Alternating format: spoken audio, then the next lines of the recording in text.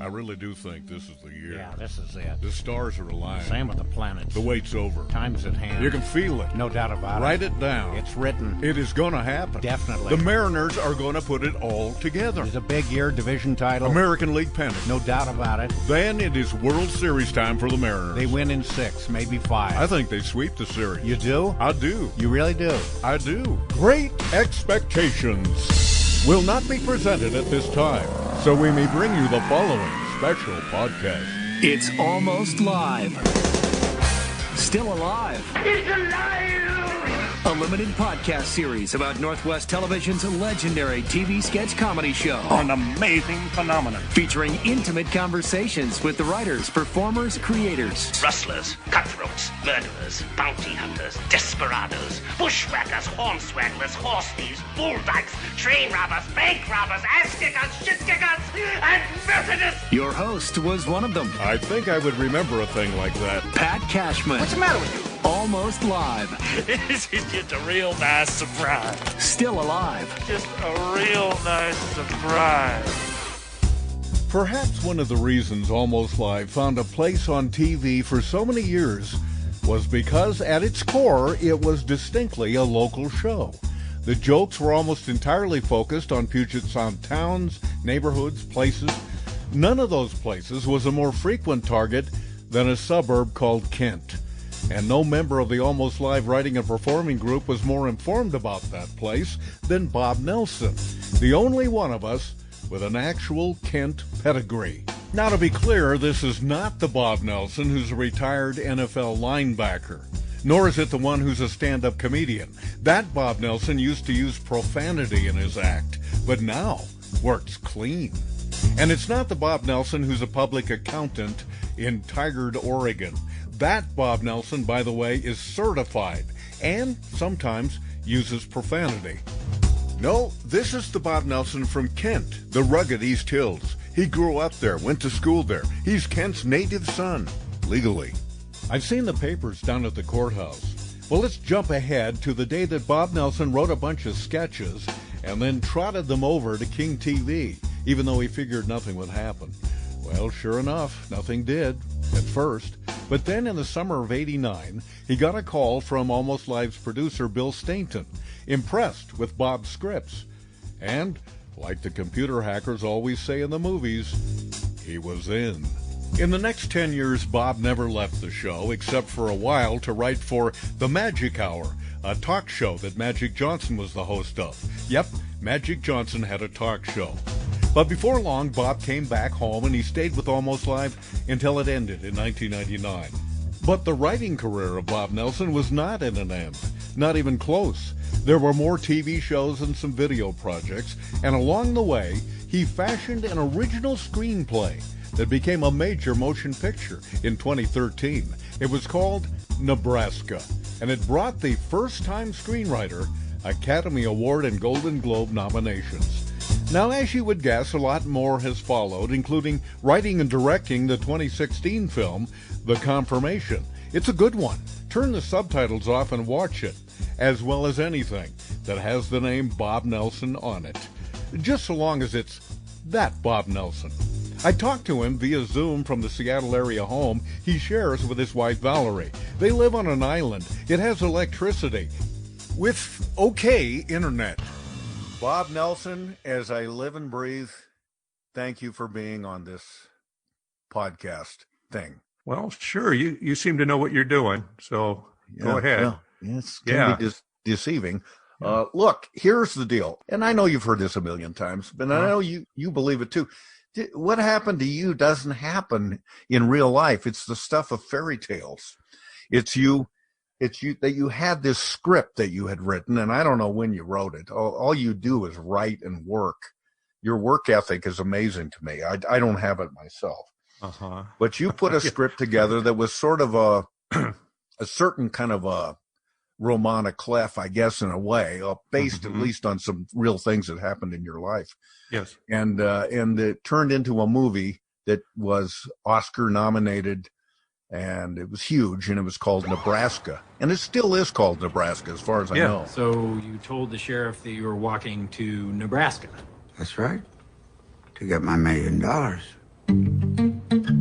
This is Woody Grant. We are now authorized to pay $1 million to Woodrow T. Grant of Billings, Montana. This is his son. You didn't win anything. It's a complete scam. So you got to stop this, okay? I'm running out of time. This is his wife. I never knew the son of a bitch even wanted to be a millionaire. You should have thought about that years ago and worked for it. How much longer is he going to be around? What's the harm in letting him have his little fantasy for just a couple more days? Woody didn't win anything. You're a damn liar. Hey. Come on, have a beer with your old man. Be somebody. Bruce Dern was the star of it, and some other great actors in there. Will Forte. Will Forte, yeah. So tell us the story. I shouldn't be telling you what happened to you. You should be telling us what happened to you. But this was after Almost Live. Yes. The show had ended abruptly in 1999. It's been 21 years ago already. Yeah. And so then Bob Nelson, like everybody else, is thrown up on the beach. And what am I going to do with the rest of my life? And how am I going to make a living? That's right. Take it from there. Yeah, well, after Almost Live, John Keister and I did a show at Cairo called John Report with Bob.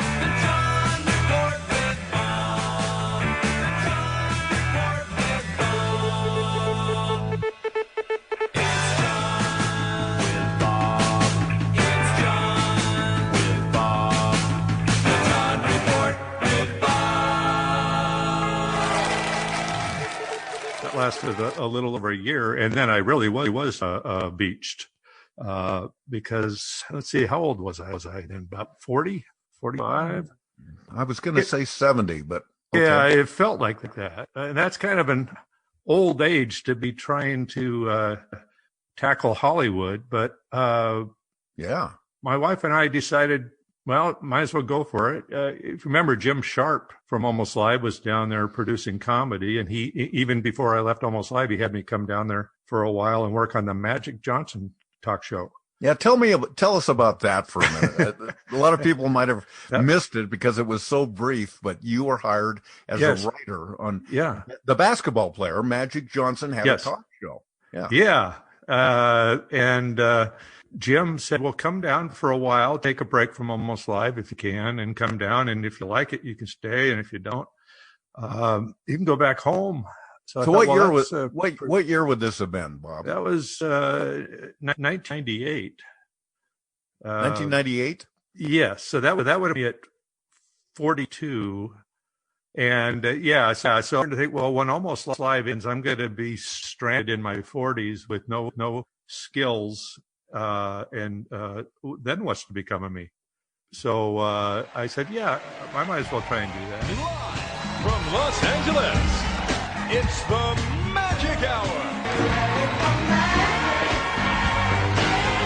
Are you ready for magic? Now, the show didn't really do too well. There are other words you can use. Yeah. In fact, we were taking bets in the writer's room if we would last longer than the Chevy Chase talk show, which was historically short. Boy, I'm so excited. A lot of people wondered why I wanted to do my own TV show, and I confess I'm one of them. But I think the moment I knew I wanted to get back on TV was the day my daughters tied me up and made me watch Oh Heavenly Dog twice. And what did Chevy Chase and Jerry Lewis years before that and Magic all have in common? They didn't. They were lazy. They didn't work at it. They didn't want to put the work in to make it work to succeed. God love them all, but they thought they could get by on their personality and their wits. That's not enough. Yeah, it's a whole different animal. Doing a talk show, and they didn't quite understand going into it what that entailed. But I went down there. I actually had fun doing it. I wrote a lot of jokes. Wasn't Howard Stern the first guest? He wasn't the first guest, but he was early on, and it was a huge deal. Yeah. I didn't know how big he was at that time until it leaked out he was going to be on the show, and his fans showed up outside. It was we were taping at Paramount Studios, and crowds gathered to see Howard Stern drive by in a limousine. And I realized, this is a pretty big thing. And I remember Stern just came right at Magic and said, "Well, now you've got the AIDS." And I thought, man, you can't say that, but that's Howard Stern. Yes. And he came at Magic, way over the top, and then that also made that particular show very memorable and controversial. Yes, yeah, it was a good. It was actually pretty good television. Yeah, it was pretty riveting. So that was one of the highlights. Actually. Listen, I know about the HIV and everything, but I want to know about the life before HIV. You had the life that I wanted. You understand? Now, I know you present an image, a clean-cut guy, this and that, but I read about these booty parties that you used to have. And I'm dying to know. Nobody ever asked you the real question. Okay. Before AIDS and before all of that kind of stuff, you had the life, right? I mean, you were married, but you got to screw around. Is that correct? No, that's not correct. It is not correct. No, that's not correct. You did have a little fun. No, this is life before I was married. There was before you were married. Before I was married. So everybody hung out by the pool. Rap stars. Was it mostly black guys, or we had some white guys there? We did have a few white guys. So a white guy like me could have come to the party.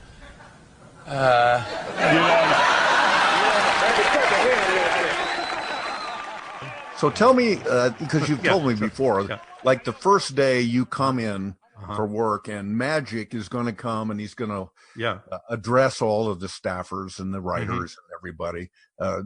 Tell us what that was like. Because he was supposed to be there every day, and he was supposed to meet with the writers every day.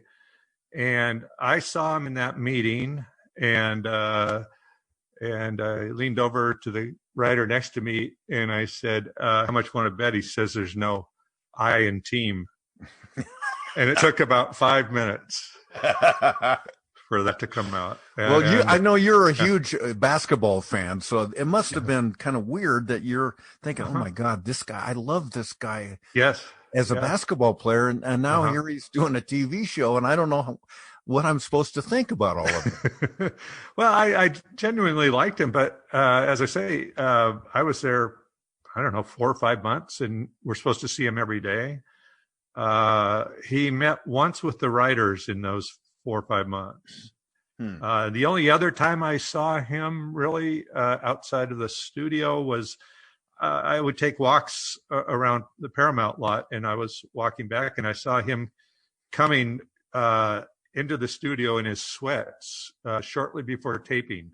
So he wasn't given 110%. I'm afraid. No, he wasn't that into it, but he was getting probably a pretty fat paycheck. He's a very admirable person, but that wasn't his milieu, obviously. Yeah. But that was good because it did introduce me to Hollywood, and it got me my Writers Guild card. So I was pretty well set up. I knew the lay of the land. I wasn't before that. I never really wanted to go to Hollywood if I could help it because of all the stories I'd read about it, and how people have these thoughts in their head of these things and how great it must be to work there, but there are a lot of downsides as well, and I was hoping to avoid that. But as I say, after the John Report with Bob ended, I was talking to Kit Boss, who worked at the Seattle Times, and then he worked with Bill Nye. He switched careers, worked with Bill Nye in Seattle on the original show. Bill Nye the Science Guy.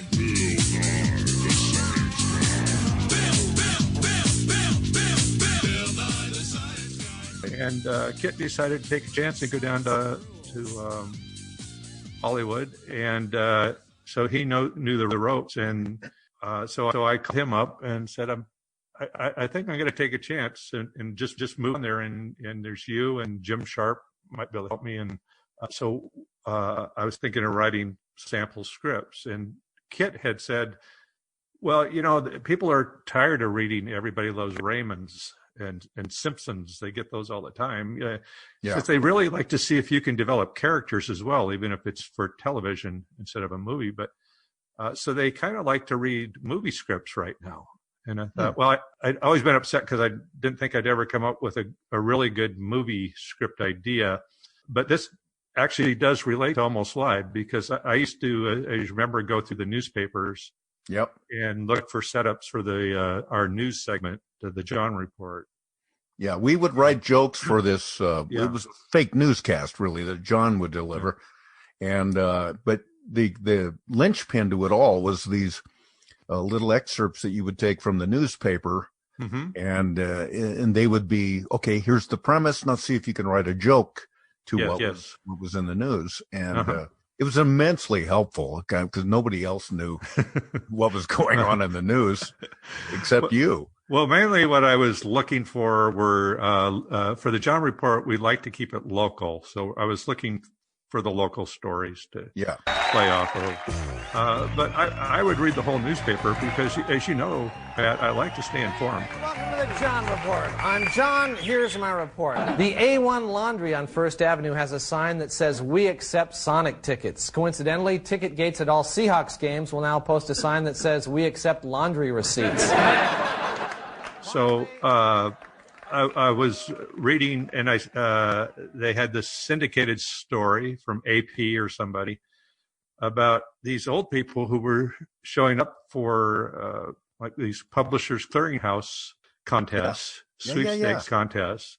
And I read that. This is about 98, I think, 98 or 99, right towards the end of Almost Live. I read that, and there were a couple stories in there of the children, these people who, some of them had dementia or something, just getting old, and actually took them across the country. One guy put his father on a plane and flew him there to show him that he didn't win, basically. So I always had that idea in my head. I thought, well, that would make kind of an interesting little independent movie if a son decides to drive his father back there, to not cruelly, but just to try to finally get it out of his head. But I really didn't. I wasn't really thrilled with that idea because it seemed to me like one of those fair to middling type of independent films. Not meaty enough or whatever? Yeah, because I kept thinking, well, okay, they drive along in the car, they have arguments, they reconcile, things get better, then there's a big blow up, and then at the end there's a big hug or whatever. And if I can't think of anything else, I'll write that, but that just doesn't. It's just like what I've seen before. And it wasn't until I started thinking of putting the place they're driving to in Omaha, Nebraska, because my family's from Omaha. Right. Not from Omaha. My family's from Hartington, Nebraska, up in the northeast corner. And but you've been to Omaha, so you kind of knew. Yeah, I've been to Omaha. I've been to Nebraska. I'd been to Nebraska a lot when I was growing up. We would go back there. So I thought, I kind of know that area, that would help. And then I started thinking of my family and the family stories and the great characters in my family. And the one that showed up in the film is the uncles who don't talk. Yeah. They used to come over to our house because a lot of my dad moved out here because some of his brothers had come out here farm in Ferndale and other places around here. And so my dad was actually one of the younger brothers. He came out here, and but they would come and visit, and they would literally sit in the living room after having not seen each other for could be years, and hardly say a thing. And then someone would say, "You still got that Chevy?" You Grant brothers sure are men of few words. Come on in. What's up, Woody? Nothing. How about you? Not much. You boys remember your cousin David. Bart? Hey. Cole? Hey. Man, it's been a long time since we all met as kids. What are you guys up to? Not much. Ray's foot's been bothering him. Ain't that right, Ray? It's okay. Just hurts. Well, I figured you wouldn't mind, seeing as how you work with your hands. Did you get that, Dad? I'm a teacher. I grade papers. Dad. I don't shuck oysters. Uncle Ray's foot hurts. I know. We're having a club meeting. Everything else good, though? Club. Yeah, a bunch of us get together Uncle Ray? and send our pictures into Willard Scott with another Not really. So I thought, okay, that's that could work. That's a good scene. And good so I and quirky. started, yeah. And I kind of based, it's funny because the two movies I've got made, they both started being based on my dad and ended up nothing like my dad. Yeah. So Bruce Dern is really not like my dad, but it kind of started there because my dad, the other linchpin of it was having the compressor stolen, and that did happen to Dad. Your dad was a workman, a carpenter. Yeah, he was a mechanic. Okay. Yeah. And so he was always having his tools stolen. And one time a compressor was stolen. And so I started thinking of other things from my dad. He did lose his teeth, false teeth, by the railroad tracks, but it was actually down in Kent. He lived in his later life, he lived in a little house down in Kent. And that's one of my favorite parts of the movie, where if people haven't seen Nebraska, finally a set of false teeth is found by the railroad tracks. But no, those aren't them. Right. No. What is the likelihood of that? Well, one time, my wife, Valerie, and I went to visit him one day, and he's sitting there talking to us, and he says, "Where's my teeth?" So he said, "Well, where were you?" And he said, "Oh, I fell down by the road." So we went and looked for him, and it was actually Valerie who found the teeth. And so when I would tell this story, and when he down there promoting the film, you do Q&As and stuff, and Valerie would usually be in the audience, and I would say, my wife is mad at me because in the film it's the son finds the teeth, but in real life it was actually my wife found it, and she keeps saying I was the one who found the teeth, and I tell her, and I tell you the script, get it right. Well, I know what I tell her is, well, you write your own damn movie then about it. Yeah, and you that'll tell your own settle that. story. Yeah. So, I remember Keister used to tell this story, and I always wondered if you had borrowed from his story, but obviously that's not so. But he used to talk about how he went into a restaurant like a Denny's or something with a friend of his, and some guy came in and said, "Hey, I left a pair of gloves here yesterday. Do you have a lost and found here?" Said, "Oh yeah, we do." And they pulled out this cardboard box from below the lunch counter that had a whole bunch of different items in it. And then, but when they take the box out, Keister and his friend notice that there's a bottle of corks in there. And, oh yeah, here's your gloves. Here are your gloves. So then they come back supposedly a couple days later, and they say to the clerk, "Hey, you don't happen to have found a bottle of corks in here?" They know it's there, of course, in the box. Yeah. The guy produces the box and oh, here they are. Here's a bottle of corks. And Keister goes, "No, those aren't the ones." No. So I always wondered if that was where your teeth story came from, but I'm happy to know it was actually from your own real. No. It actually came, one of the things when I was writing Nebraska, I'd never written drama before. So I was trying to do a dramedy. What helped me through it was when I could find some place to put a little humor in it.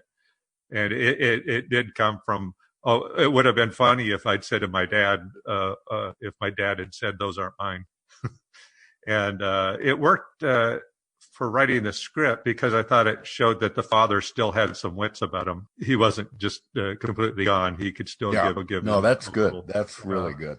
So that movie, and we all vicariously lived through that amazing year with you. With Nebraska, you got nominated for a stinking Oscar, for crying out loud, and then you go to the Cannes Film Festival. All these experiences you had. Yes.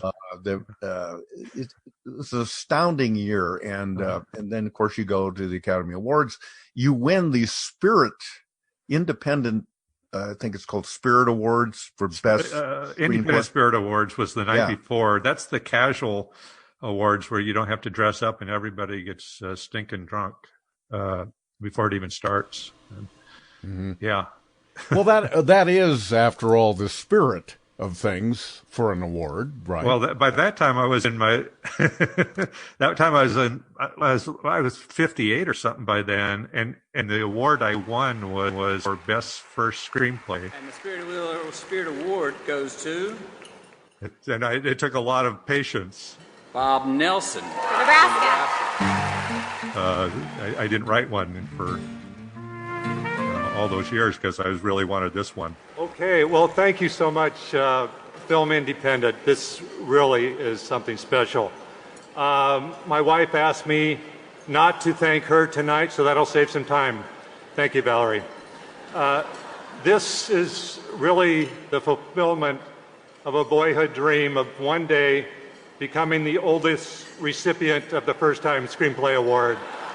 So it's very special. Thank you. Took a lot of patience. Thank you, Alexander Payne, for directing and so much more.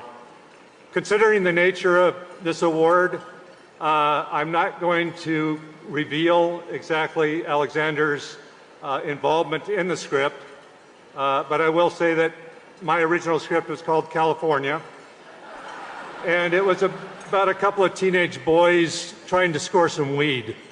So those were excellent notes, Alexander. Appreciate that. Will Forte, who lost 3 pounds to play this role. Thank you, Will, for that. There's only one man alive who could play both MacGruber and David Grant. Thank you.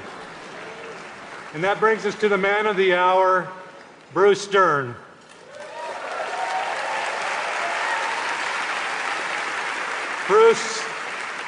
Bruce took a role based on my own dad and made him live again. And Bruce has always said the only thing he wants out of acting is for the people to know that he can play. And I think if anyone didn't know it before, they know it now. Mr. Dern, you certainly can play. Thank you so much. So your very first screenplay that you ever wrote, you get Oscar nominated for. So I Well, mean, there's that's what I said at the beginning. That this doesn't happen like that. Well, and then you got to write a movie. You subsequently wrote a movie that you actually directed. And correct me if I'm wrong, Bob. Okay, but I don't. I always do, Pat. I don't think you ever truly directed an Almost Live piece.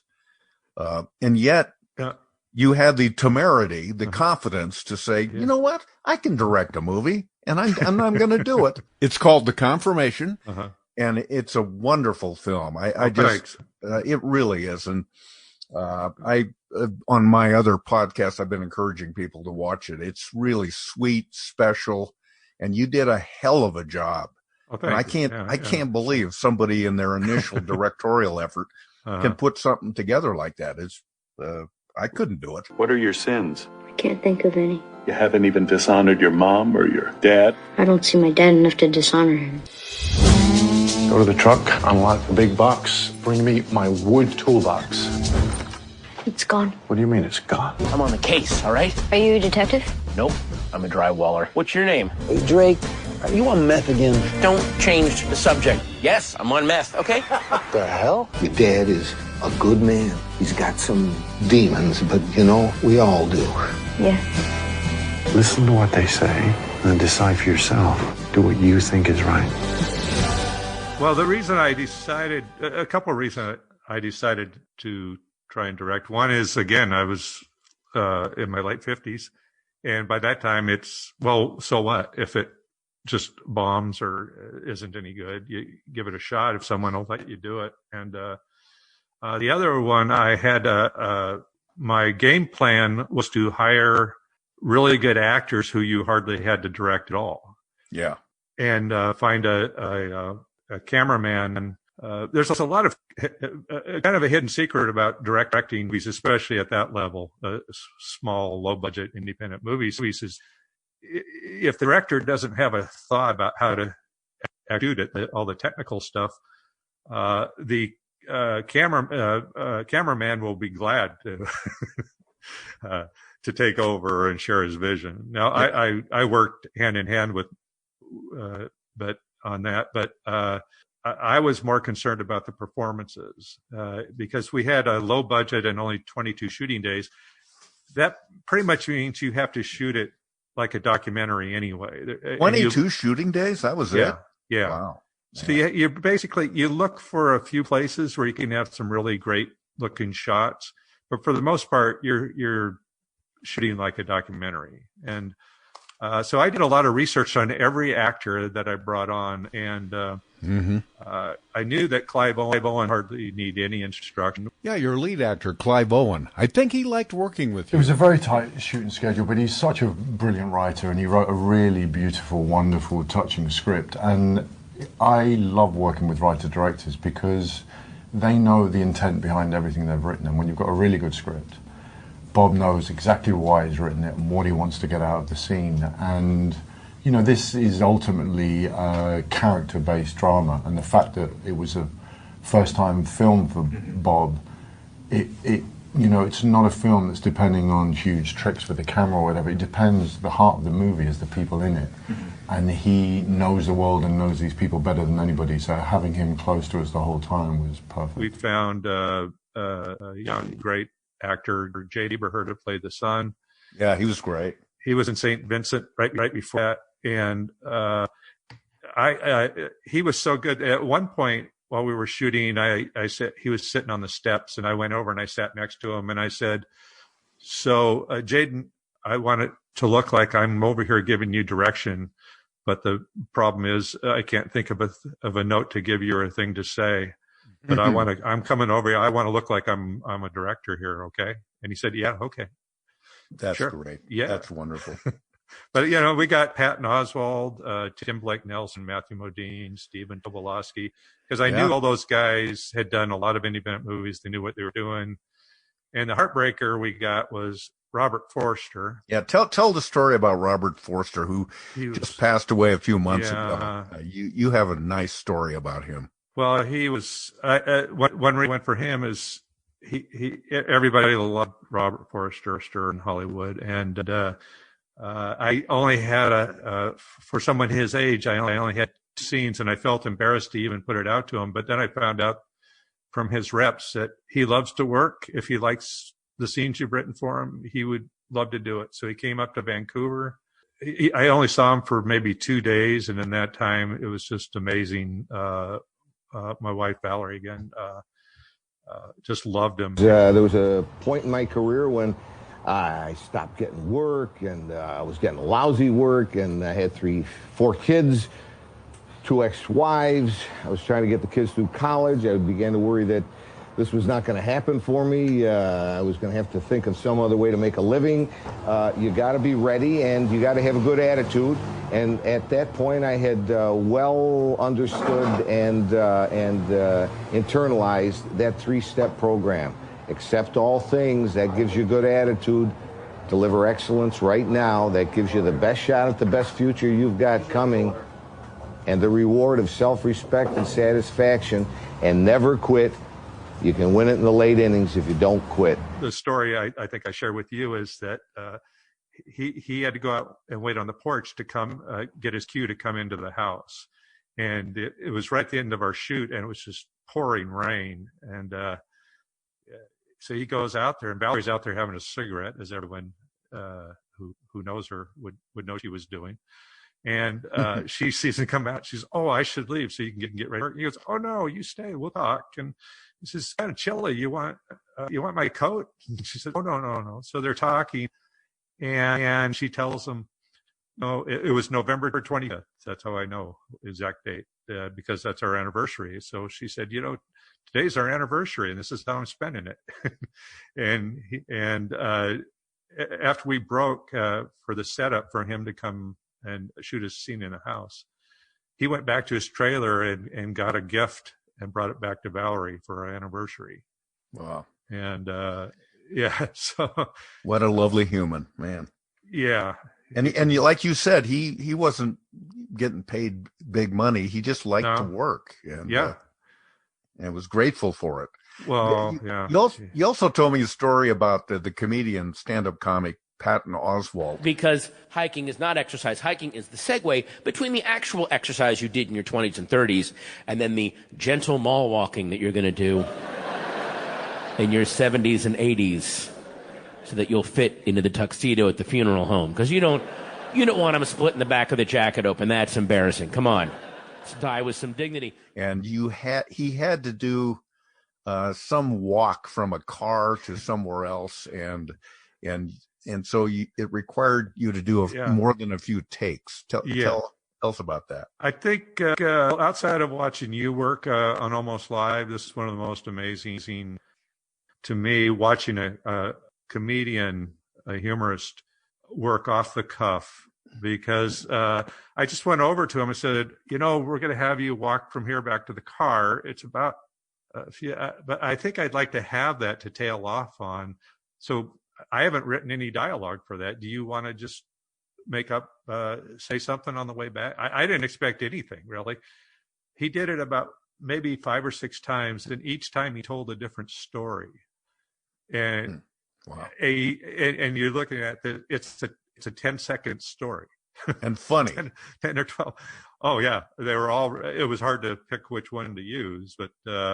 Did you save all those outtakes? Do you have them somewhere? I might still have them. One of my regrets is get them as an extra on a DVD. Yeah. But the one we ended up using was saying, he's telling the boy about going online to try and find a recipe, and he ended up on Stormfront. But it's still a good recipe. Yeah, he does that. Go see that movie. Yeah. Now, Confirmation. Is it The Confirmation? It is. You went with the article. Okay. A movie came out the same year. I know. Called Confirmation on HBO about Anita Hill. How annoying is that? Yeah. Yeah. Patton Oswalt wasn't in the Anita Hill story, was he? I haven't watched it. I'm so incensed that they stole my title that I just can't watch it. And that little shit Justin Bieber did too. All you ever really want, all you ever really need is at home. He titles this song The Confirmation, even though the word's not even in the lyrics. That's what you should be mad about. Okay, I'd love to just keep talking to you about this kind of stuff and your amazing career. And briefly tell us what you're doing right now and what script you have most recently completed, and then let's get on to Almost Live. I wrote a script about Joseph Welch, who was the lawyer that the Army hired in their dispute with Joe McCarthy. And he's the one who had the famous... No sense of decency, sir, at long last. Have you left no sense of decency? And I saw that no one had really written anything about him. He shows up in a couple of fictionalized movies, but more about Joe McCarthy. So I thought I'll try writing a script about him. So I did a lot of research, and I read there are 36 days of hearings, the Army McCarthy hearings. What year would that have been? That was 1953. 53, much earlier. Yeah. And I interviewed his grandchildren about it. And so, I've written a script about that. It's going to be a tough haul because it not a lot of sizzle to that, but it does tie into some things we're going through right now. So for sure it does. But I wrote it as I do a dramatic version, but I'm also going to try and write a book about Joseph Welch and even a documentary. So I just got to get him out there in some form, make a superhero out of this man. Yeah, he was a superhero. Yeah. We could use a few of Joseph Welch's right now. Yes. Okay, so Bob, let's talk about the show Almost Live. How did you get hired for that? When did that happen, and how did it happen? Well, I actually joined in 1989. I was working at the Seattle Times, which is just a few blocks from the old King TV, and I was working in advertising. After I'd been in radio as a producer for a few years, and I switched over to the Seattle Times and was working in advertising. What radio producing did you do? I worked on KVI radio before it became partisan. This is Bill Taylor, KVI 570 News. Theater of the Mind coming up. They just changed to a talk news format, right, in 1980, and but it wasn't right wing or left wing. It was just straight. It was more newsy, and I worked. I started out doing the Larry King overnight running the board. You came to power in Libya in 1969, a long time ago. Do you have thoughts on who might succeed you? Well, I was still in college. And then after that, I worked for Mark Saban on his talk show. A lot of people wouldn't remember Mark Saban's name, perhaps, but I thought he was fantastic. He was really smart and was really good. Yeah, very knowledgeable. But I thought I don't mind. I like working behind the scenes. In college, I was on radio, but I had a voice that would only work for about a 1.5 year period there with the FM radio, which was basically, this was my voice on the FM radio, which was, Oh man, look at my life. I'm a lot like you were. oh, that was a tasty new treat from Crosby, Stills, Nash and Young, and called Old Man. Well, actually, that's a Neil Young song, but he sings it with them. And next up, we're going to have some Peter, Paul, and Mary. If I had a hammer, I'd a hammer in the morning. So so I was working behind the scenes in radio. And then weren't you writing or selling classified ads for the Seattle Times? Isn't that what you? I started out in classified advertising. Yeah. Good Lord, what a mind-numbing job that must have been. Oh no, because then I could use my FM DJ voice. Oh yes, what type of automobile would you be selling today? Would you like? We have several to choose from. If it's a Ford Fiesta. We could do that, and okay, I can see the price would be very reasonable if you want to put it in both the Seattle Times and the PI.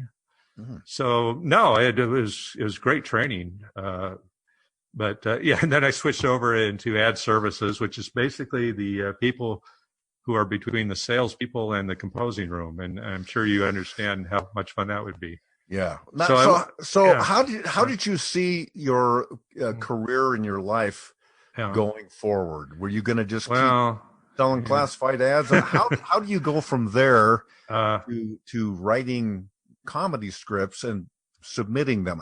Well, I hit 30 years old while at the Times, and that was kind of a wake-up call. And I thought I would do something. I wrote and produced and acted in comedy bit in college in my radio shows. And I thought, well, I could go back to that. And it took me a while to really tune in to Almost Live. It'd been on the air 3 or 4 years before I really noticed it. And then I started watching it, and I saw you and John Keister and everybody having some fun. And the year before I joined, Bill Nye joined, and Ed Wyatt, and Steve Wilson was already involved. I thought, well, I wrote in college. I'll write up a packet, and I'll walk over to King TV. So you just laid a bunch of packet at the front desk of King, and then walked away. Yes, and then I put it to Bill Staten, the producer, and the next day I'm working in the classified still. Then Bill Staten called me and said, "I really like this, all this stuff you've written, and unfortunately, I don't have any positions right now, but I want you to stay in touch and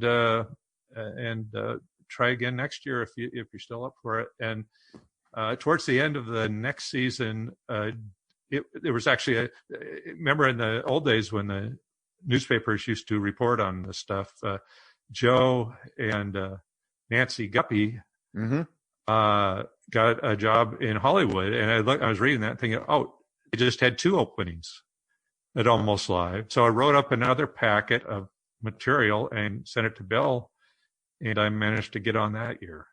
Oh, that's how it was. It was a dream come true. I really couldn't believe it. Heard that, and I still carry a lot of guilt about this. That the very first bit that I don't know if it's the first bit you wrote, but it was the first one we were going to shoot out in the field, and we shot it at my house in Redmond. Yes. And it had to do with I was called, I think the bit was called Mr. Negative, and Yes. I was this jackass that no matter what anybody did, I'd always find fault with it. Right. My wife would be cooking in the kitchen and say, you should have used more paprika there. That's what I would have done. Yeah. It doesn't matter what it was. And then it also involved a little kid who turned out to be, we used my son Chris as the actor. Yes. Who had this dream. He wanted to be a cowboy. He wanted to go, live on a ranch, and I shot that down and telling him, you're going to be in a bunkhouse with a bunch of guys with saddle sores. I mean, do you really want that for you? And I thought it was really a funny bit, and I thought we put it together, and it was very good. And for some reason, and I don't know who, I guess it had to be Bill Stainton made the decision. Nah, that's not good enough. We're not going to run it.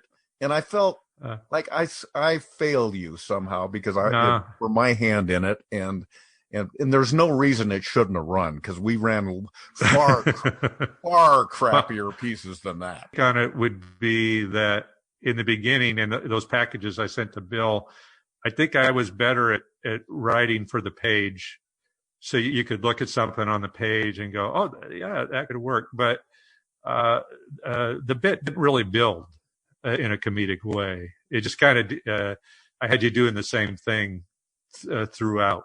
Right from getting to the end, it should have built. It should have had dramatic arc. Even a 1 minute piece should have that in it. So I think that some of the things look funny. So that's one of the things I really had to learn on Almost Live. My first year was you got to be thinking of the visual and building it, making it build. And I think that's what we all had to learn. I mean, I look at some of the early stuff, especially that I did, and it's just downright dreadful. And one thing is, as the English professors will tell you, brevity.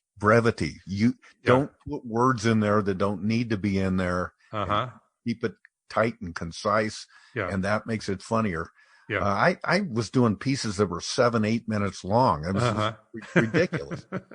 But it's great training though, because you have to if you write a 3-minute sketch, you have to create a world, you have to create the characters, and you have to tell a story in 3 minutes that builds to something. And I think that was the main with that piece. However, you atoned for that. None of that was you, or maybe Chris. Chris is going to listen to this, right? I think it was actually Chris's fault that piece sunk like that, and I've never said that before, but I'll say it now. Well, he needs to hear it. Take a look at that, and you tell me. Let's be honest, okay?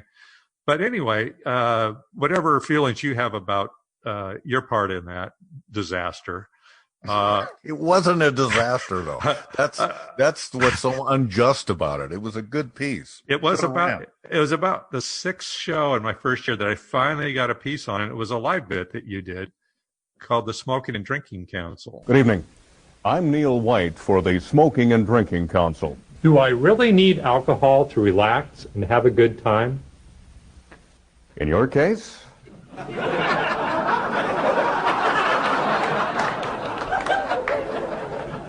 Absolutely. And that wasn't too bad. Again, I didn't. When I look back at it now, your performance really sells. It does. Again, it doesn't build, but it got a good response from the audience. And I'd say I was a fan of yours from watching the show before I was on it, and to have you doing a piece of mine. I in those years, I didn't really have a thought about trying to act or being in my own bits. Eventually I started writing things that I thought I might be able to do. But in the beginning, I was just so happy to hand it off to people who were much better at it than I was. So and then I'll tell you at the end, that was my first bit on the air. It went over pretty well. And I went back up to my desk that night, and you had left me a lovely note thanking you for writing that piece. And that's when I felt like I was finally starting to figure out how to write for an Almost Live. And that night, I had my first contract called for 6 weeks. out of 26 or a 30-week contract, but after 6 weeks, Bill Staten could fire me. And so that night we usually got to a bar or something afterwards, and I was out there with Bill, and the whole night, I've never told him this, the whole night, it was week 6. I was hoping that he forgot that was in my contract, because if he didn't fire me, then he had to renew the other 24 weeks.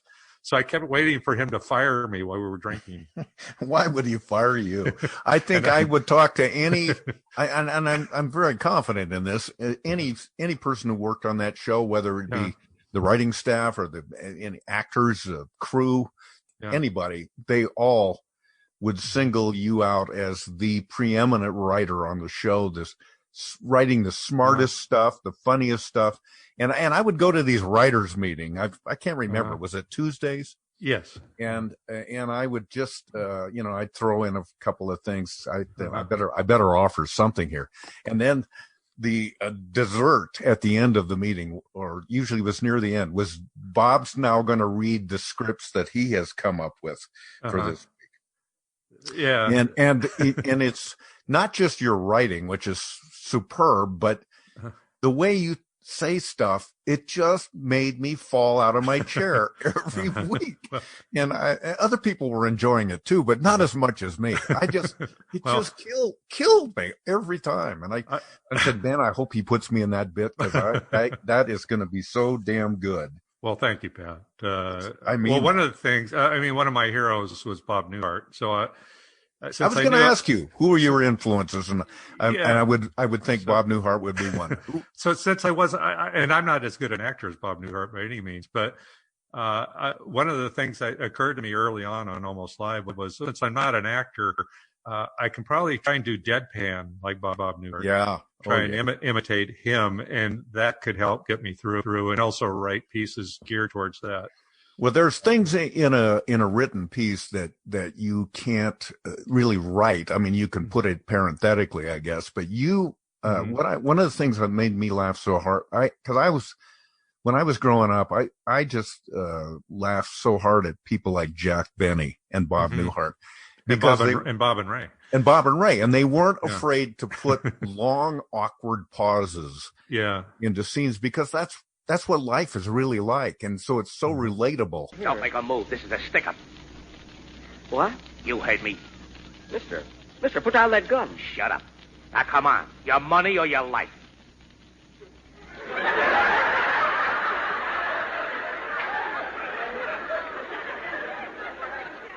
Look, Bud, I said your money or your life. I'm thinking it over. And a lot of your stuff was just your face, just what you must be thinking right then, or there weren't words being spoken, but they said so much more just by the awkwardness or the silliness of the pause. And I think one of my I don't really think about. I was on there 10 years, wrote a lot of pieces. Really think a lot about them, or even rewatch them. Yeah. But there are a few that I still hold dear, and one of them was basically based on what we were just talking about, low key baseball network, which I did with you. I love that piece. And I didn't think I was good in it, but you were fantastic. Because, like you say, I was doing the deadpan, you were doing the pregnant pause for great comedic effect, and we got to work with Dave Niehaus and Rick Riz. I've always loved the great voices and calls of the best baseball announcers. And my first guest here is certainly among that elite group. He is Lance Liggets of the Low Key Baseball Network. Welcome, Lance. Thanks. Now, Lance, for those in the audience not familiar with the Low Key Baseball Network, why don't you explain what that is? Okay, well, the Low Key Baseball Network is for people who like to watch baseball, but perhaps they don't care for all that noise. I see. That's very interesting, Lance, and thanks for sharing that with us. Or it's for people who maybe they don't like to get excited. Gotcha. Okay. And my job is to make sure that they don't get excited. I was geeking out over that, and that's why I think I think I overdid my part, because I was truly wetting my pants being on the set with these two iconic guys. I love baseball anyway, and these guys were like demigods to me. So, but I always tell people, if that piece had not had you as the driving part of the bit, as the joke, it would not have worked. But you were perfect. It did go back to my college FM radio DJ days, because so I usually on live bits I was pretty nervous. I was pretty anxious because, like I said, I've never even called myself an actor, even after 10 years and almost live. So it was basically, how do I get through this? And but that character was, I didn't have to say much. And the premise of it was that some people get nervous hearing these announcers who are yelling and trying to make it exciting. And this guy was so he talked really low, and people who maybe have heart conditions. Yes, the doctors say you're not supposed to get too excited. So this is perfect. Rick, one thing I really love about baseball announcers is their trademark call. And when the Mariner hits a home run, your trademark call is goodbye baseball. Yep, that is wow. That is fantastic. So great. Lance, what is your signature call? That was a good play. And it'd be a grand slam home run. And it would be in striking contrast to what Niehaus or Rick Riz had just done. So, and Steve Wilson found some great footage for us to use. Some iconic, when Edgar hit the double off the wall and everybody scored. It was things like that, so the guy could just sit there saying, Soho hits it. Looks like he broke his bat, but don't worry, they have lots more of those. Nothing much happening now.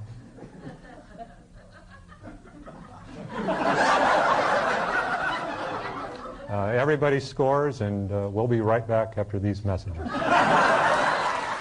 I like the little asides too, Bob, where you looks like he might have broken his bat on that play, but don't worry, they've got a lot more. Yeah. Well, those are fun things for me. Now, Rick, your call was great, but I would love to hear you do one of the classic plays in baseball. It is the bases-loaded home run. Well, Hank, I'll tell you what, I'd love to do it for you, but I think that call belongs to one of the greatest announcers of all time, my partner, Dave Niehaus. How would you like that? Is he here? Dave is backstage. Is Dave here? Dave, come on out. Dave, do you know Lance Liggett and his work on the Low Key Network? In a way. When I was in the hospital, the doctor told me not to get excited, and they had him. Now, Dave, you are the man when it comes to making the big call. Would you mind doing one for us? Sure. Here is John Wetland's 2-2 pitch on the way now to Edgar Martinez. Swung on and belted. Back to the warning track. Bernie Williams. The wall. Get out the rye bread and the mustard grandma. It is grand salami time.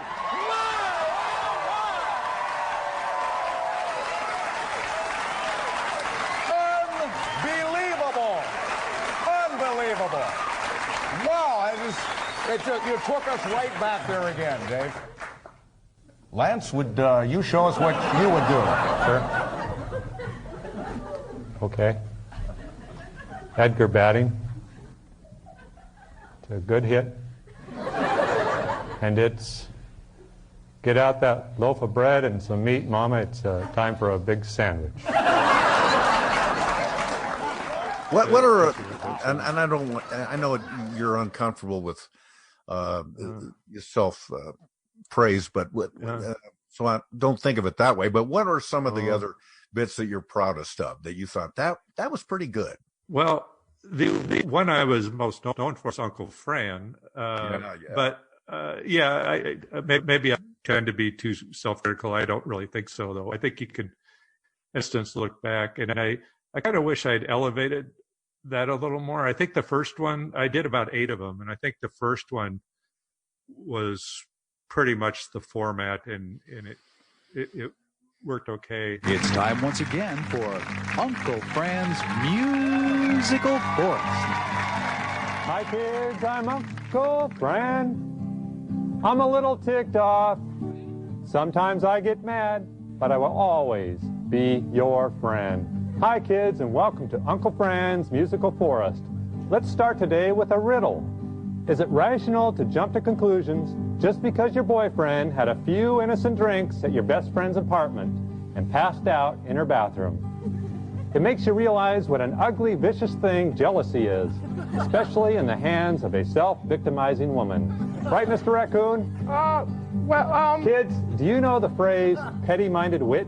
Well, here's a song about her and all her kind. They call her the Ice Princess, gold medal winner of the hysterical Olympics, for being the coldest bitch this side of Katrina bit. So it's weird having your main character be something that you kind of have regrets about. I could have made that better. But oh yeah, well everything could be better, I suppose. But Uncle Fran was, if people would remember, he is supposedly a kid show host of all things, and he's the most cynical and perhaps unethical, if not downright perverse person that could be doing a kid show. Yeah. And he's angry. He's very angry. He's bitter because he thought he was going to be a rock star or something. Yeah. And he's got an ex-wife, and he can't help but go off on her all the time. And my favorite part was Bill Stainton did the puppet, and he was actually. What's funny about that is kind of a reversal, because Bill Stainton and the puppet were playing the deadpan in that, basically reacting to this angry guy. Say, Mr. Raccoon, do you ever get jealous? Huh? Oh, well, yes, sometimes I get jealous of whether raccoon's nuts. What did you say? Nothing. I didn't say anything. You know, raccoons don't gather nuts. Squirrels do. I know that. I made a mistake. Let's sing a song now. I wonder what you were thinking. I wasn't thinking anything, okay? Let's just sing the damn song.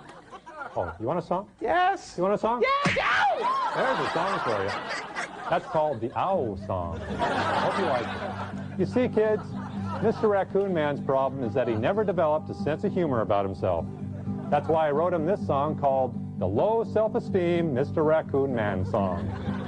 You may not be very talented, and you may not be very smart, and chicks may not really like you much. But don't forget, you've also got something hanging from your nose. Well, that's all the time we have for today, kids. So long, kids, from Uncle Fran. I'm a little ticked off. Sometimes I get mad. But I'll always be your friend. So long, kids. So, but those are fun to do. Steve Wilson was a big help in those. We shot it again. I probably should have shot those live on the show, but I was just afraid I would screw up. So we'd always tape them. Well, the fact about the matter was the show was called Almost Live, and it was taped. Yeah. But I mean, for all intents and purposes, let's face it, that was a live show. We rarely stopped down. The audience was there and present, and it was intimidating to be performing in front of people and their expectations. It was kind of scary. None of us have really experienced doing that in our lives before. So, well, it's fun to do the live pieces, but I didn't think I was necessarily built for it. But when they worked, it was great fun. It really was. It really was. I did one Street Walking Lawyers of Aurora Avenue. I like that because it was very short. New on NBC. Your resume is very impressive.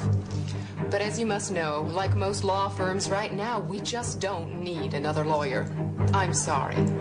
He was a victim of supply and demand. But now, he's one of the new breed of lawyers who are taking the law into their own hands and into the streets.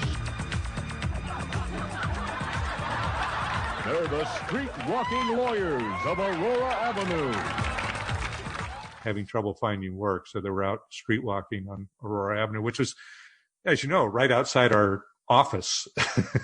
Yeah, you and I shared an office in the later years, and we were about 6 inches from cars going 60 miles an hour down Aurora. I was always waiting for one to come crashing through our wall.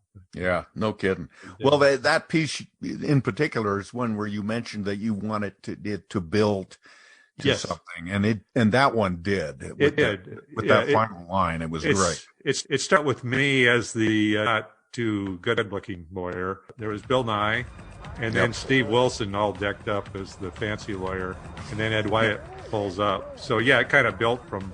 Yeah, and then Bill. It's a perfect piece. Hi. Now, you look like you could use a friend. What are you charging? Depends on what you need. Uncontested divorce. I can do that. For $50, I'll give you a consultation drive around the block. For $250, I'll stay up all night with you and do the paperwork. Sounds fair to me. Great. Hey, how about my friend here? Hi. Hi. Ever wonder what it would be like with 2 lawyers? Sure. Why not? It is. Yes, they're sleazy, and they're lawyers, and NBC's got them, the street-walking lawyers of Aurora Avenue. Yeah, well, what a great finale. That's just perfect. And it's about a minute long, so I like that. We did some things. I kind of like doing, I was more of an Act 3 guy. Act 1, we usually reserved for very visual, maybe even slapstick sometimes, like a Billy Kwan, action stuff. The bit or big and loud, like I did a Roscoe's Oriental Rug Emporium bit. Something that just couldn't be ignored because it was so in your face. Roscoe's Oriental Rug Emporium is down the road. We swear we won't ever be back. It ain't gonna happen. Forget about it. We're shutting it down. We've lost our lease. Can't find it. Don't care. Because we're done. Well, the thing about Roscoe's, actually, I don't think I know this, but on paper, Roscoe's was shot like I think all the Uncle Fran's run in Act 3 because it's just a couple of guys in front of a green screen. But so on paper, Roscoe's is you in front of a green screen. And so Bill Staton had just penciled it in there because of that. Well, I had a piece that week that I wasn't really proud of about a urine drug tester. And I remember that piece. Tom Chase, urine drug test monitor. And it came from a satiric place of King TV had just started testing people. They didn't test us, but if you were a new hire there, no matter what your job was, you had to be drug tested. And I thought that was ridiculous because we weren't flying planes. The most you could do is fall off your chair. At King TV. And I thought, well, if it's not doing their job, just fire them or whatever. But to be testing people who are in accounting or something. So I had this idea to make fun of that, but I realized too late that my piece wasn't really a satire. It was mainly making fun, and it seemed to be making fun of this guy having this terrible job of being a urine drug tester. So but it was a field piece with a lot of different cuts, not a lot of action, but at least it had a visual to it. So Bill had slated that in to act as the Act 1 piece. And I was in post-production with Bill, and we were looking at the pieces. And we're looking at urine drug tester and you're going, well, there's a couple, and you were very good in that, by the way, as well. But it just wasn't working as I think a lot of people would always think, hey, if we're going to do a piece about urine, let's make sure we get Cashman in there. He's and perfect. I think other people on the urine is not a really funny word either. It mainly makes you gag a little bit. So that was another, there are other words you could use that have a hard P or whatever. So it's not a good word. I think there are other people on the staff going, are we really going to lead with a piece about urine?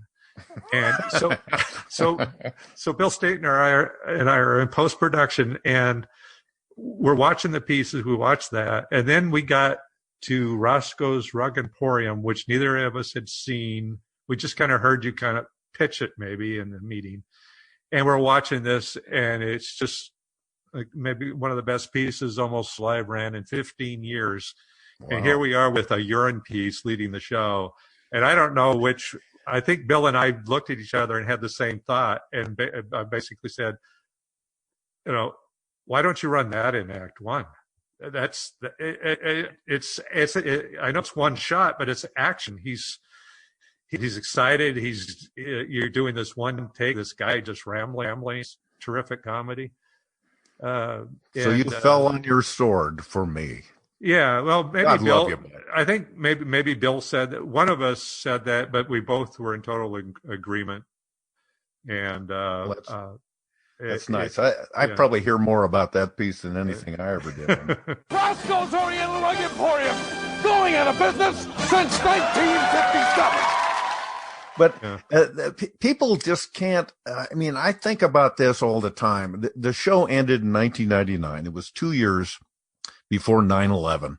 Mm-hmm. And I think of all the crazy stuff we would do there. Yeah. We'd run around King's building, which was a sizable building. So we had lots of places we could shoot. They had boardrooms. They had, below the basement sorts of duct work and all kinds of things. And we'd run around with guns and wearing silly costumes. We would throw dummies off the roof of the building down onto the street below. All these things that, you remember Tracy Conway played the part of a prostitute one time and was walking down Aurora Avenue and actual cars stopped and tried to her up. That's right. Yeah. All these goofy things that we did without license, without any concern that this probably is inappropriate. Yeah. I mean, when you got right down to it, King was a business company. I mean, they had serious people in management and in charge, but somehow either they weren't aware of it or they just looked the other way because we just got away with everything there. What a great culture to work in. I know King TV and most other stations are not that way anymore. It's much more buttoned down. On a personal level, I used to do all kinds of goofy stuff. I'd fall down the stairs and I'd walk into doors and just, dumb, stupid physical bits and things that you don't do at a Microsoft, for example, or whatever. But so that seemed to give us an unwritten license to do whatever we wanted. And by golly, we did. Yeah. There couldn't have been a more perfect time for that show to be on the air in Seattle. I've heard you say that. You said that it was the perfect time of change in Seattle too. Yeah, and John Keister's brought this up a lot too. And John, growing up in Seattle, he knew this town inside and out, and he could see this wave coming. And not just the music and the grunge. A lot of things were happening, and one of the things that kind of cracked us all up is like. It was this nice town / city that wanted to grow up and wanted to be a player on the national scene. Yeah. And it's kind of hilarious in a way, working so hard to transform Seattle. Whereas we were kind of looking at it saying, we kind of like this Seattle. Look at where King 5 was at South Lake Union, has now been overrun by Amazon. It was taken over by all of this stuff. And it became so successful that the land below the building of King TV was worth more than the building that was sitting there. So they sold King TV and destroyed it, the building. And it wasn't even an old building. It reminded me of the Kingdom. What did it live on 20 years? And we can dispose of it now. But look at that, Lake Union area was our playground. There were a lot of mom and pop shops and trophy shops, and so we could literally go right out our front door there. Had sets built for us all over the place, and being it wasn't as intense as going to downtown Seattle. You go out there, there's hardly any traffic, and great backdrops. I remember in the early days, we had vans, station vans, but there was no signage on them. So we could drive around pretty much anonymous. And I remember one of the very first things I ever did was with Keister, and it was called, Inside Broadmoor or something like that. I remember that piece. I saw it before it was on the show. It was John's idea, and the idea was that we're gonna breach the walls of Broadmoor and see what this gated community looks like inside. Mm-hmm. And so John pull a ladder up and he climbs over the wall into Broadmoor. And then the idea was that Broadmoor would be very much different than most people would think. It'd be actually terribly rural. It would be almost like a farm community inside there. And so we wanted to shoot just the most podunk looking area we could. Just so much the opposite of what we imagined Broadmoor would be like. So there would be cows and sheep running around and tractors and that kind of stuff.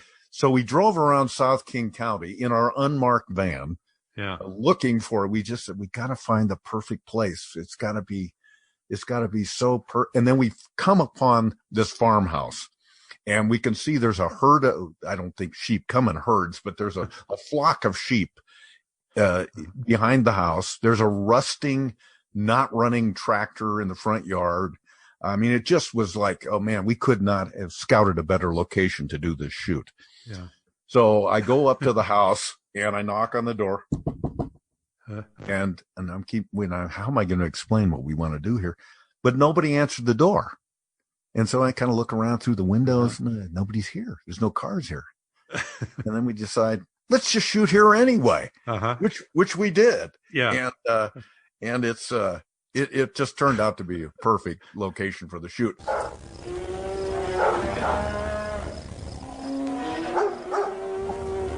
This is Broadmoor? Broadmoor, yeah. What were you expecting? Well, somehow I thought it was going to be just a lot different than this. I don't know. Oh, great. Now those sheep have moved across, and I'll have to go to my 9-iron. Well, please, I'm really sorry. I'm sorry I interrupted your game. I thought it was going to... Hey, wait a minute. Where do you think you're going? Well, I was going to go back out. I'm sorry. I didn't want to... I didn't mean to... Once you've seen Broadmoor, You can never leave here. never! You can never leave Broadmoor. But I always thought years later, or maybe even that coming weekend, that these people who owned this farm, this house, might have been somehow watching the show that night. And they go, "Hey, Dolores, that sort of looks like our place."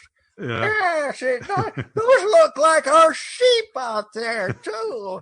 And I thought, man, well, I guess it's just a coincidence because somebody would have asked permission if they were going to shoot here after all. Oh, yeah, I'm sure they would have. Yeah.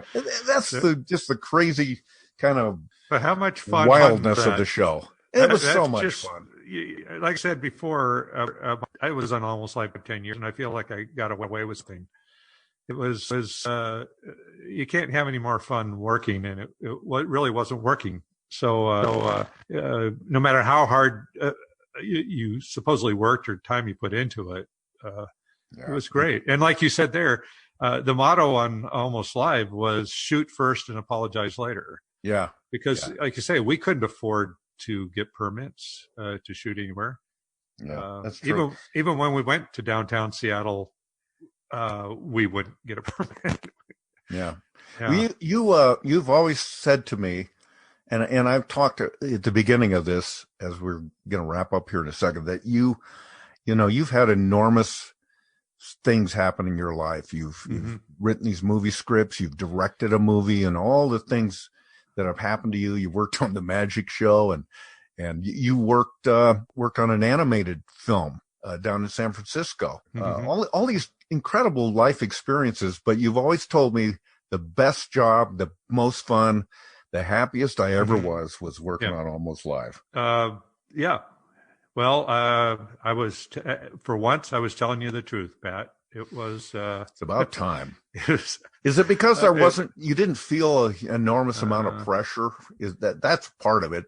I kind of, I grew up liking shows like Mary Tyler Moore show at Minneapolis TV station, and Dick Van Dyke. Dick Van Dyke.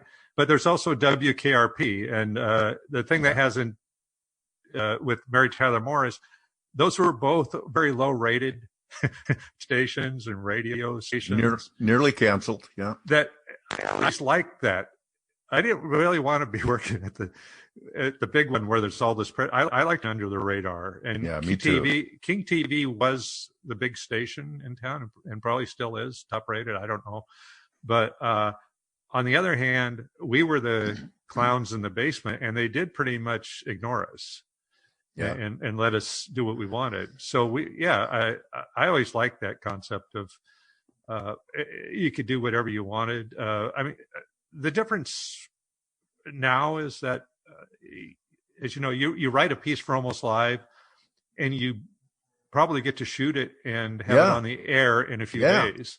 Now, I have projects in Hollywood that are still alive from 15 years ago that are still people are still trying to sell them. And I've written several drafts, and you know, in 15 years, I've had 2 movies made and 1 pilot for a TV show. Yeah. So to me, that's it's you can see why I say working on TV was much more fun. And so what I do now feels much more like a job, and there are many more things you have to go through. Every time you write something, you have to go in and have several meetings, and you get 10 pages of notes, no matter what it is. And you go through several drafts. Well, writing as you do is such a lonely craft too. It's just you. And at least Almost Like we had a staff of people that supported each other. I mean, it sounds hokey, but we all heard tales about Saturday Night Live and and the backbiting and the drugs and the people fighting to get their pieces on the air. And I just, for the most part, that never happened at Almost. Everybody was such a gentle. In varying degrees, but I mean, nobody was. We just didn't feel like we were competing with each other. We were all on this team, and we were having fun. And man, I wouldn't trade that for anything. Well, it's strange to look at, because what you should do theoretically, and Joel McHale did this to perfection. If you go on a local show like that, you don't want to spend more than 2 or 3 years there, and then you want to get to Hollywood. But there were a lot of us on Almost Live who really liked what we were doing and realized that as far as creatively, we would get to create and perform and produce much more than we could in Hollywood. And so a lot of us, it wasn't a goal. And John went down there for a while. I know, and you won't probably say these things, but I know that Hollywood wanted you and you to come down, but you had a family and you had a life going up here in the Northwest, and you treasured that. So to uproot everything and go to LA is actually a huge decision. And John decided he wanted to come back and raise his family here. I never actually applied for a job writing. I mean, what I should have been doing after 2 or 3 years was trying to get on Letterman or something like that. But I was having too much fun. And so I never did. And then, like I say, when Jim Sharp asked me to come down, that was the first time I did. I knew that when Almost Live ended, I would probably have to move to Hollywood and give it a try, because I didn't know what else to do. But when the show ended, did you think, well, I guess I'll go be a car salesman now or something? So did you say, no, I'm gonna stay as a writer. I'm gonna find a way to continue doing this, because this is what I love, and it's what I think I'm good at. Well, I thought I should give LA at least one chance, give it a shot. So even before Nebraska was optioned, we were fixing up our house to rent out, and we were going to move down to LA, and I was going to knock on doors and use the contacts I had. But fortunately, Bill Nye did another show in Seattle right after John Report with Bob, and he hired me for a while. The Eyes of Nye. The Eyes of Nye. The Eyes of Nye. The Eyes of Nye. So what I did when I wrote Nebraska up, because like I said, Kip Boss had told me write a movie script. So I did write Nebraska up, and I sent it to 5. And correct me if I'm wrong, and I know you will again, but yeah. You told me, and I think I have the number right, that you rewrote that script 60 times. Am I right? Went through it at least 60 times. Not from a start rewrite, to but I finish. mean, you've made corrections in the entirety of. I mean, that's how hard it is to write a script, a movie script, and that's what you did. So I decided, well, I know people in television. I can probably get a TV job in LA, and then I'll see how it goes. But I don't know anybody in movies, so maybe I'll send it to one of these contests. So I scouted the contest to find which ones were legitimate and which ones had people backing them who were actual players in Hollywood. And I sent it to 5 of them, and it was rejected it didn't get past the first round in all 5. And then the last one that I sent it to called me up and said, oh, there was a mistake. There was another Bob Nelson who submitted a script, and yours actually has advanced. And it kept advancing in this contest. And at a certain, it was a contest where you actually got to go down. It was Paramount sponsored it, which ironically ended up with Nebraska years later. But Paramount sponsored it. You went down there and they actually paid you to work on your scripts. And if it got to a certain point and they liked it enough, they would make the film. So I had to go to the producer at that time, Julie Thompson of Eyes and I, and say, I might have to leave in a couple of weeks because I wrote this screenplay.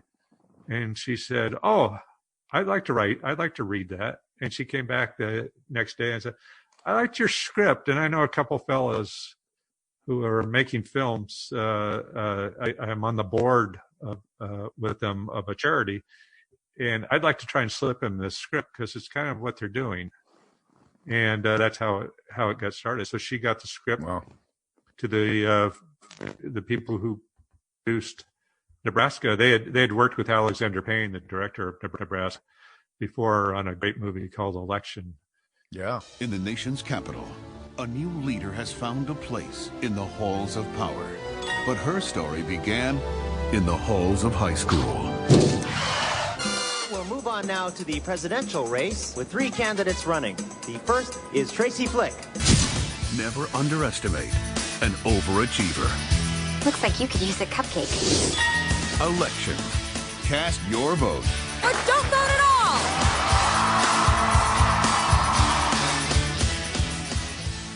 And Alexander Payne was from Nebraska, so it all because there's a lot of things that come together, and sometimes you just get lucky. And well, it just shows you that nobody does anything by themselves. It's connections, it's people it's people at the right time. Somebody takes interest, or they're in the right frame of mind. A million things that happen. Well, I can tell you, if I hadn't been reading those setups for the John Report that day in the late 90s and seen that thing about sweepstakes, I probably wouldn't be talking to you today about movies at all, just almost live. Because why so standoffish? Because yeah, I know. So well, no, I think Bob, you're a fountain of ideas. There would have been something else if. I don't think I've had ideas since, and as you say, the confirmation got made, but I don't think the confirmation would have necessarily got me into Hollywood. So again, it's sometimes you just get lucky, and if you can get your foot in there, then you can get people to listen to other things. But I'm not sure I've ever written another movie script that would have got me in there. I probably would have ended up writing jokes for some late night show. Are you hearing that little ding? Oh, is that time's up, or is it dinner? That's my phone. Joel McHale is texting me. Oh, well, he's finally agreed to Joel be on McHale the podcast. Hey, here's something. Yeah. This is something I was thinking about the other day, and I don't really have anywhere to go with it.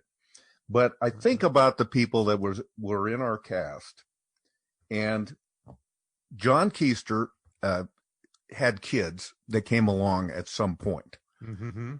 And I had kids, but Steve Wilson, no kids. Yep. The Guppies, no kids. Tracy Conway, no kids. Bill Nye, no kids.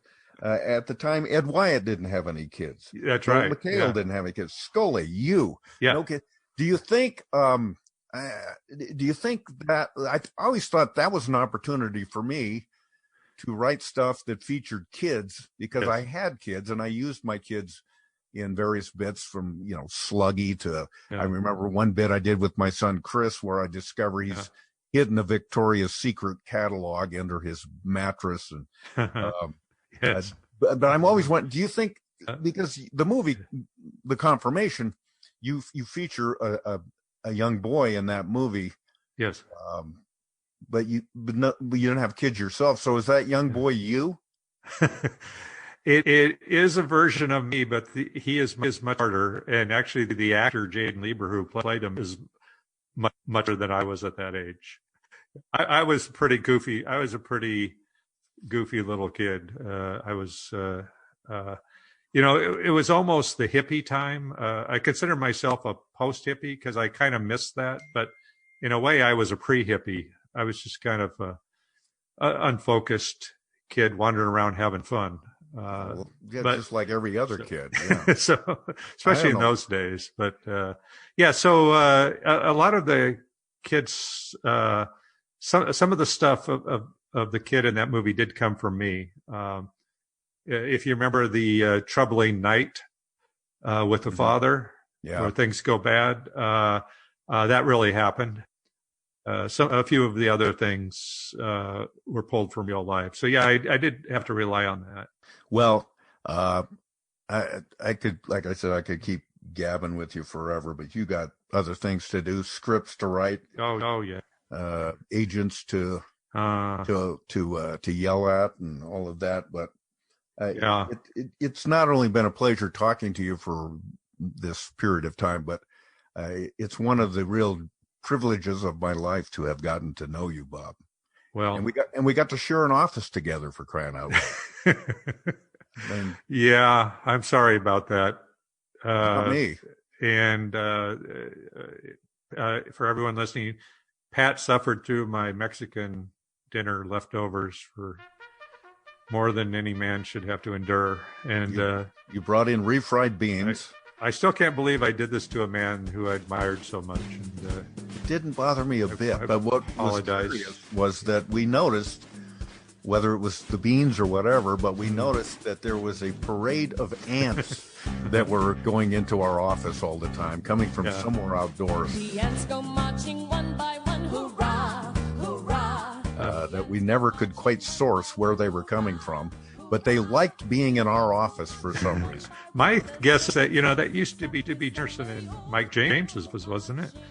I think Aaron Brown and Gene Anderson were in that office. Yeah, that was their office. And I think Gene Anderson was feeding the ants. That would be so Gene. Yeah, so Gene. That would be just like her. So, Bob, thanks, man. Well, thank you, Pat. It's been a real pleasure once again. Always good to hear from you. And I hope I get to see you again soon.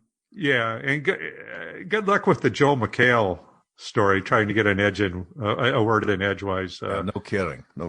That guy. I'm looking forward to talking to a number of people from the show, but not him. I just feel like I guess I gotta, because he's a big deal name now. And well, if you do decide to do a part 2 here, let me know. Let's just talk about Joel and what we had to put up with. I asked to Joel McHale. I mistakenly asked him one day because he was kind of making fun of us. It was just the two of us in the office one morning, and he was kind of mimicking somebody and on the staff, and not you. But I said, "Oh, okay, Joel, do me." He goes, "Really?" He goes, "Yeah." I said, "I can take it. Do me." So he gets up, he walks out of and he comes kind of loping back in, and he goes, Hey, Joel. And I said, "You son of a bitch." You son of a bitch. God damn. Don't you ever imitate me. Hey, Joel. Thanks, Bob. Thank you, Pat. Talk to you later. The Almost Live, Still Alive podcast. Produced and edited by Morris Patrick Cashman. Technical director is Dave Tavers. And special gratitude to the legendary Kenneth George Buford McCaw, Almost Live's chief archivist. And thanks also to King TV Seattle. This program was made possible in part by the 12th century nun and mystic Hildegard von Bingen, inventor of spoken language. and by Emil Berliner, creator of the microphone. And I'm your announcer, that kid from Sluggy, Chris Cashman.